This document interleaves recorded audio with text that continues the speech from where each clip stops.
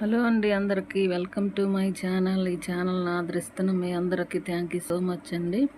మాతృత్వం అనేది ఒక వరం కదా. పెళ్ళైన దగ్గర నుంచి మాతృత్వం కోసం ఆ స్త్రీ అయితే ఎదురు చూస్తూ ఉంటుంది. గర్భం దాల్చిన తర్వాత గర్భం దాల్చటం అంటే ఫస్ట్ హ్యాపీగానే ఉంటుంది. ఆ పెయిన్స్ టైంలో మరణించి మళ్ళీ తిరిగి జన్మించటమేనండి. ఎంత కష్టమో తెలుసా అండి.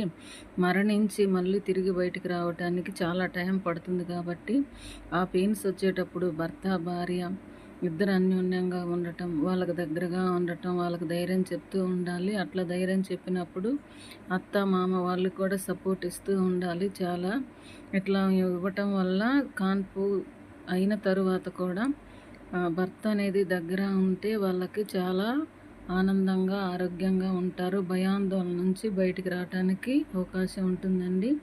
భర్త కుటుంబాన్ని నిలబెట్టడానికి భార్య చాలా కష్టపడుతుంది.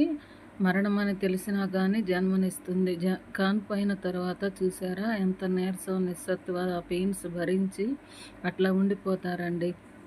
మదర్ అనేది ఎంత కష్టమైన భూతల్లిలాగా భూమాతలాగా కష్టాన్ని భరించుకుంటుంది. ఎంత కష్టం వచ్చినా కానీ భరిస్తుందండి తల్లి అనేది.